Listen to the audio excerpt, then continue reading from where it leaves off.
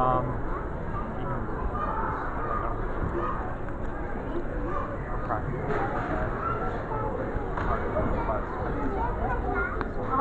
so welcome everyone to Discovery Theater. My name is Lexin. I'll be your group host for today.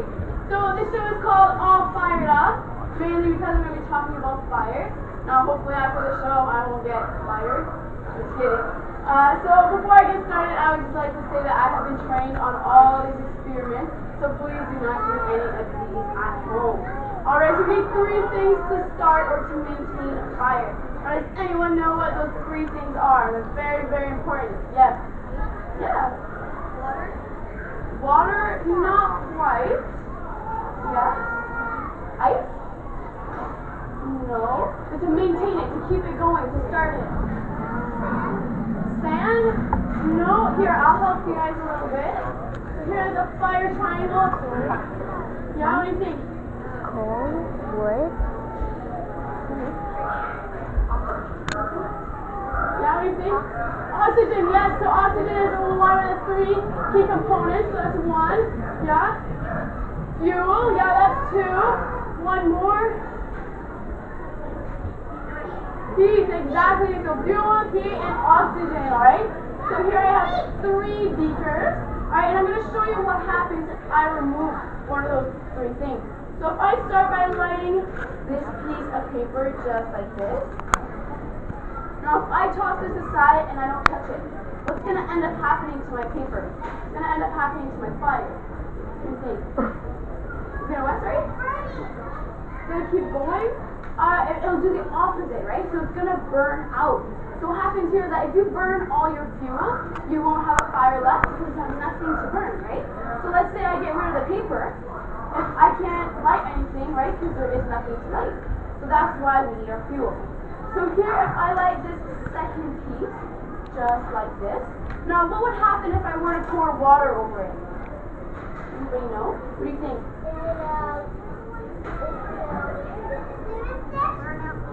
Well, it will go out, right? Because the water is very, very good to remove the heat out of my fire. Now, let's see the 3rd one. So I light this 3rd piece of paper. Now, technically here, I can't remove all the oxygen in the air, but I can displace it by placing a bell jar over it. I'm going to place this jar over it, and we'll see what happens. So the fire releases carbon dioxide, and what happens is that there's not enough oxygen for the fire to breathe, because it's being displaced by the carbon dioxide, and as you can see, we have no more fire left. So that's why we need those 3 important things. As you can see, we do not have a fire anymore. Now, what would happen if I were to do the opposite? If I were to add one of those 3 things? So that's what we're going to see in the next experiment. I'll just be using lazy Susan on a block of wood. As you can see, it spins. Now, does this look familiar to you guys? Oh, yeah. What is it? Yeah, what do you think? A trash can, exactly. A trash can without the bottom, right? So we just cut out the bottom here. And then I'm going to add my fuel, which in this case is ethanol. I'm going to add this ethanol here. Okay. And then I'm going to add my heat source, because we already have oxygen in the air. That's the only thing left. I'll grab a match right here. Alright. Now, we can't really see this too good with the lights on, so I'm just going to turn them off. Alright, can everyone see my fire? Yeah! Yeah, that's good. Alright, so if I spin this, what's going to happen? Nothing's really happening, right? Basically just staying the same.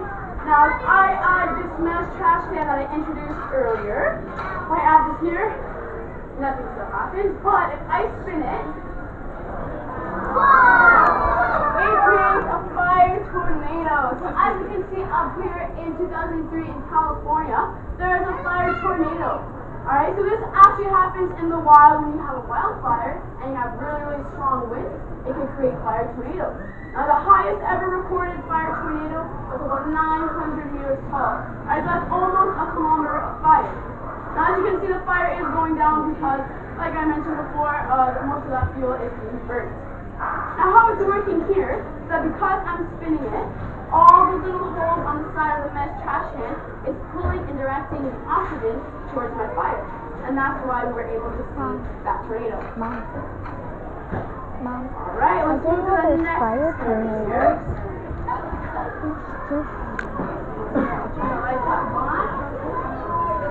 Perfect. So at the beginning, I poured water over my fire, and what happened? Anybody remember? Yeah? Good job. Yeah, so it burns out, right? So is it possible to light a match using water? No, not really, right? But let's see. So here I have water boiling. Not much left, most of it evaporated. But we have that steam coming out, okay? And that steam is hot, but not hot enough. So I'm gonna superheat it. That way that steam is gonna be extremely hot. So I'm gonna grab a match That bright green stuff we on the might have to floor. be patient with it. What's that bright green Sometimes stuff it on the does spit out floor? water. I'm just gonna superheat these copper coils. Just like that. See something here. There we go. Almost got it.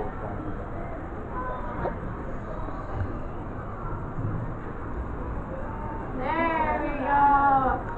So as you can see, it is quite a little bit challenging, but it's possible, right? And that was the point of this experiment. So I'm going to toss this aside. I'm going to move on to the next one. The I'm ropes going to are in make the myself a way. little bit of room.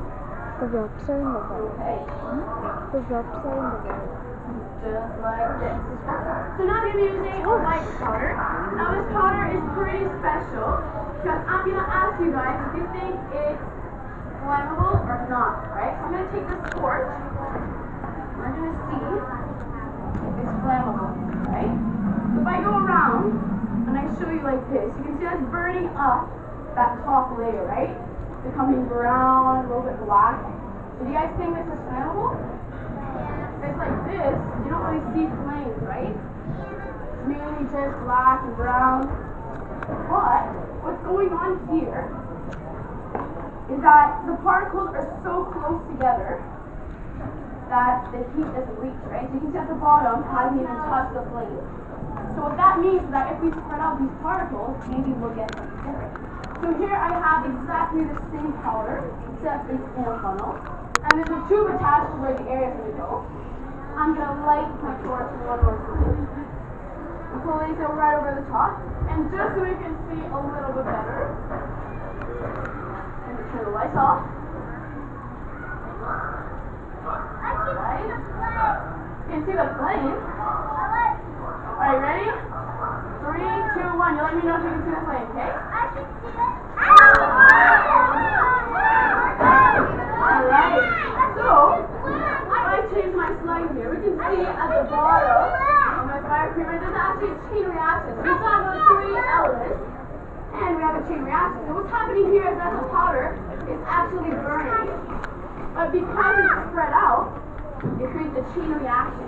As you can see, that's why we were able to light it just like this. Alright, now I'm all out of my powder. I'll toss that aside. Now for my next experiment, I'm going to be using natural gas.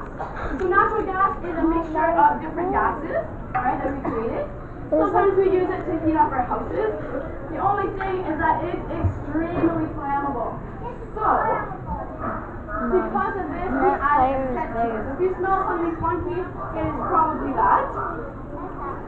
Just so that, you know, if there is a gas leak in your house, you'll be able to smell it, and you know that it's a hazard.